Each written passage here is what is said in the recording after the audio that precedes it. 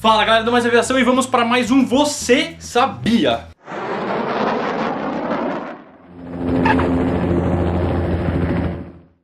Bom, e vamos começar agora o Você Sabia com uma informação de um cara, de um nome que talvez você conheça. Você conhece alguém chamado Henry Jepsen? Então, Henry Jepsen, não só pelo seu sobrenome, Matador Jepsen, todo mundo conhece ele hoje pelas maravilhosas cartas que a Jepsen fabrica, mas você sabe como ele chegou lá? Como a fábrica, como a empresa Jepsen abriu? Bom, o nome do cara é Henry Jepsen. Então, Jepsen começou a voar para o Bill Boeing, fazendo transporte de correios. E naquela época não existia rádio auxílio e outras coisas, só existia faróis rotativos. O que é isso? Isso é literalmente faróis rotativos. E você voava em noite e etc. Então qual era o macete? Você passava em cima do farol rotativo, ficava olhando, né, para trás até enxergar o próximo. Quando enxergou o próximo, aí você vai pro próximo. E era só isso. De dia, normalmente se usava mapas de ferroviários, mapas com os desenhos dos lugares das ferrovias de trem. Daí Jepsen começou a ficar meio sem paciência, tipo só trem, só as ferrovias, e à noite meio de chuva e tal, sei lá o que acontecia, os faróis, você só tinha o farol que você já tinha passado, aí você fica olhando lá o farol que passou, e você acha o próximo lá na frente e vai, e a coisa estava ficando difícil, e aí ele foi numa loja e comprou duas coisas. Quais foram essas duas coisas? Um bloco de notas e um lápis. Daí, com esses dois itens super raros e super caros de se adquirir, ele começou a anotar. Então eu estou passando aqui em cima dessa fazenda, essa fazenda aqui tem um belo de uma casa com um telhado vermelho e tem uma cerquinha branca. Aí depois mais pra frente, perto de uma rodovia, de uma ferrovia, ele lá, não, esse aqui tem um pasto em formato de Y e do lado tem uma rede elétrica e uma casinha pequenininha em formato de U, sei lá. Entendeu? E aí foi anotando tudo que tinha direito, e aí ele foi anotando, e depois de um certo tempo ele tinha os mapas mais detalhados da época.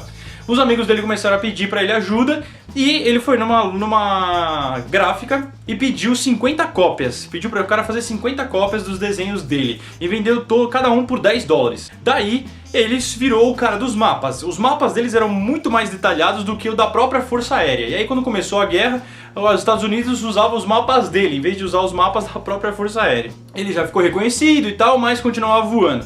Depois da guerra, isso também que ele tinha feito altos estudos de topografia, ele já estava subindo de nível já, ele já estava tipo só escrever ali a fazendinha vermelha ali em formato de U, não sei o que lá, não, ele já estava fazendo estudos topográficos e tal, ele já estava sempre querendo mais e mais e mais. Daí, depois da guerra, em 1955, Jepsen se aposentou precocemente da United Airlines e abriu a Jepsen, aquela empresa maravilhosa que vocês conhecem hoje por ter os mapas mais detalhados, as melhores cartas de todas, e tudo veio dessa vontade dele de melhorar a navegação, que estava muito ruim para ele e tal. Então essa é a história do Henry Jepsen. Vamos para o próximo. Bom, nosso segundo Você Sabia de hoje, você já ouviu falar num cara chamado Roland Garros?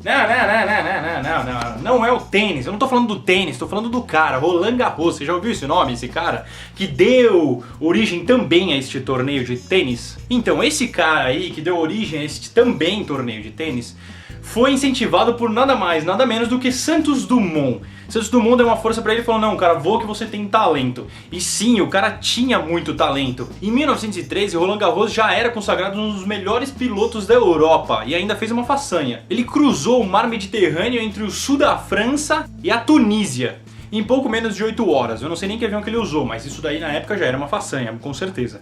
Bom, e aí quando iniciou a guerra, não só ele também inventou o tiro sincronizado dentre os aviões da Primeira Guerra, com a metralhadora no nariz sincronizado com as hélices, como ele também abateu 5 aviões e foi o primeiro as francês. Ele abateu 5 aviões, descobriu o bagulho sincronizado e ainda fez um monte de coisa incentivado pelo nosso grande amigo Santos Dumont. Esse é Roland Garros, que também é conhecido pelo tênis, mas essa parte não importa aqui no Mais Aviação. Importa mesmo que o cara era piloto e era bom pra caramba. Então vamos para o próximo. E para último, alguém que está fazendo aniversário hoje, que vocês também conhecem por mais um nome famoso, que chama Bill Lear. Alguém já ouviu um cara chamado Bill Lear? Então, a Força Aérea da Suíça desenvolveu um caça em 1956 e o Bill Lear ficou de olho naquele desenho de asa que era espetacular. Porém, o caça da Suíça não foi pra frente, era um caça bombardeiro lá, vocês vão ver a fotinha, eu vou colocar aqui pra vocês. Então, esse era o caça. E aí, Bill Lear ficou de olho na asa e tal, e falou, poxa, se a gente fizesse algumas modificações, dava pra fazer este avião.